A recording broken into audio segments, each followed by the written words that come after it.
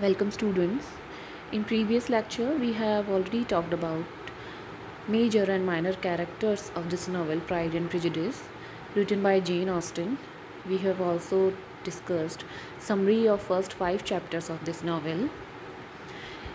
In first 5 chapters of this novel, Bennet family is introduced to the reader, Mr. and Mrs. Bennet and their 5 daughters, Jane, Elizabeth, Kitty, Mary, Lydia, and the Bennet family lives at Longbourn, and in their neighborhood there is a house, Netherfield Park, and Netherfield Park has been taken by Mr. Bingley on rent, and Mr. Bingley is living there with his sister Miss Bingley, his another sister Mrs. Hurst, his brother-in-law Mr. Hurst, and his friend Mr. Darcy.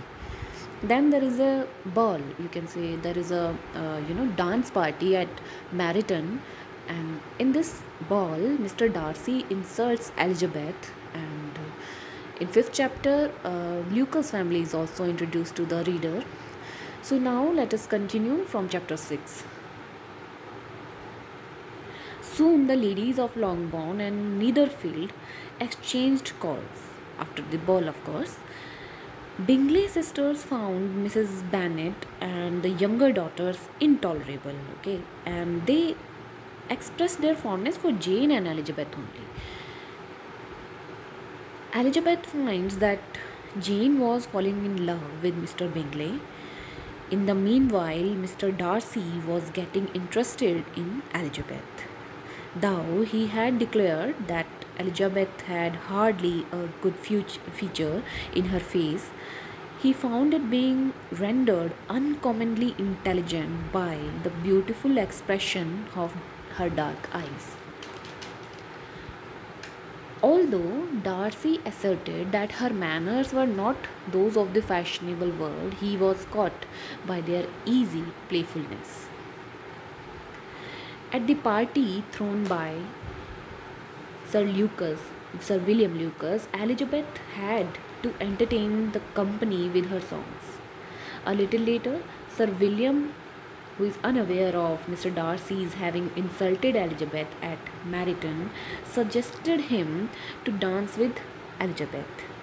Mr. Darcy readily consented and sought Elizabeth's hand.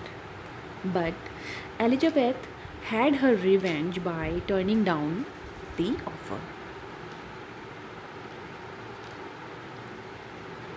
The village of Longbourn was only 1 mile from Meryton. Mrs. Phillips, a sister of Mrs. Bennet, lived there. The Bennet girls often walked to Meryton. Catherine and Lydia frequently visited Meryton because they were interested in some members of a militia regiment stationed in its neighborhood. A note arrives for Jane from Caroline Bingley inviting her to dinner. Mrs. Bennet plans cleverly to send Jane to Netherfield on horseback in the hope that bad weather would force the Bingleys to keep Jane at Netherfield for the night, and it would provide her an opportunity to be closer to Mr. Bingley. The plan succeeded a bit too well, and Jane got drenched on the way, and next morning the Bennets received a note from her saying that she was having a sore throat and a headache, and that Bingleys would not allow her to leave till she was better. Then Elizabeth decides to walk all 3 miles to Netherfield to see Jane. When she reached there, she had weary ankles, dirty stockings, and a face glowing with the warmth of exercise. At that time, her appearance was not elegant, but Mr. Darcy admired that the brilliance which exercise had given to her complexion. Chapter 8. Elizabeth stayed there and joined the Bingleys for the dinner, and then directly returned to Jane. Miss Bingley began abusing Elizabeth as soon as she was out of the room. Miss Bingley marked Elizabeth's manners to be a mixture of pride and impertinence, and declared that she had no conversation, no style, no taste, no beauty.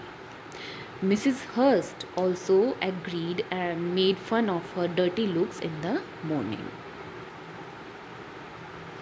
Mr. Bingley said that he had seen nothing untidy about Elizabeth and had rather been impressed by her concern for her sister Jane.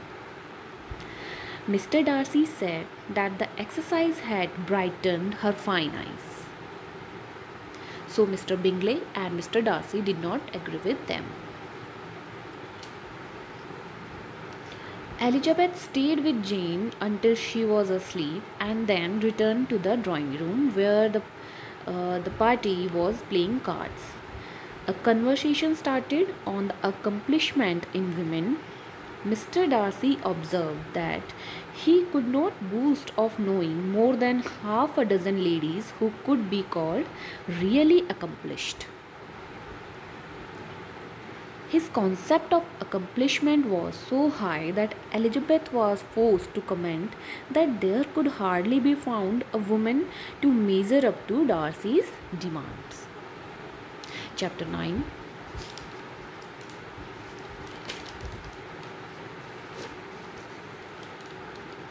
So Jane's condition became worse and it was decided that Dr. Jones should be sent for the next morning.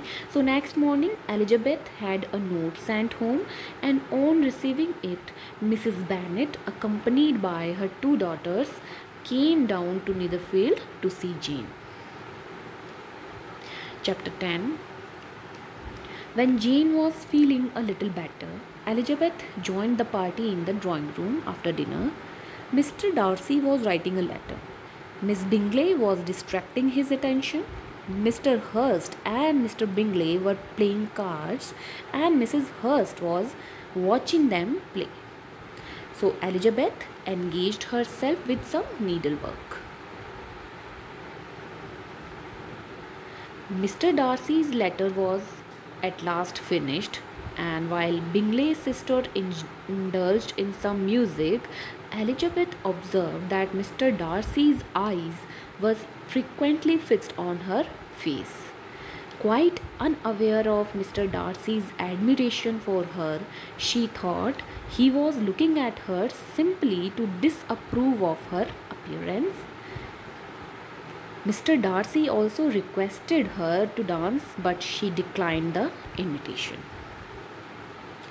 Chapter 11. Jane, having recovered from her cold, was able to come to the drawing room after dinner. Everybody welcomed her. Mr. Bingley was full of joy at Jane's recovery. He sat down by her and talked scarcely to anyone else.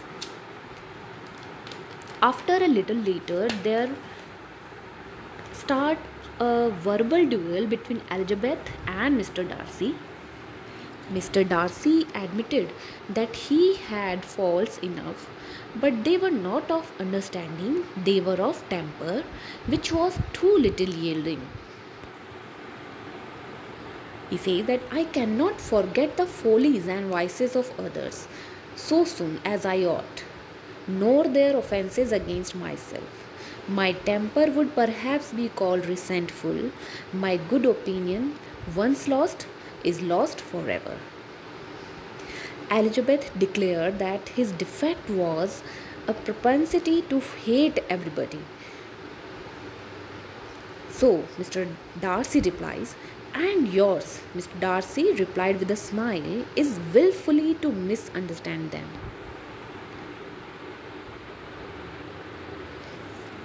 Chapter 12. Jane, having thoroughly recovered, Elizabeth wrote to her mother on Saturday morning to send them the carriage to take them home. But Mrs. Bennet wrote them back that the carriage could not be available till Tuesday because she wanted them to stay there longer. But Elizabeth was resolved to leave, so she urged Jane to borrow Mr. Bingley's carriage immediately. Mr. Darcy had been alarmed at getting attracted towards Elizabeth more than he liked. He was also happy that she was leaving.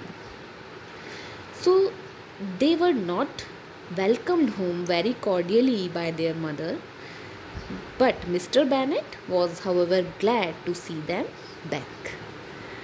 So that is all for today's lecture. We will continue the novel in our next video. Thank you.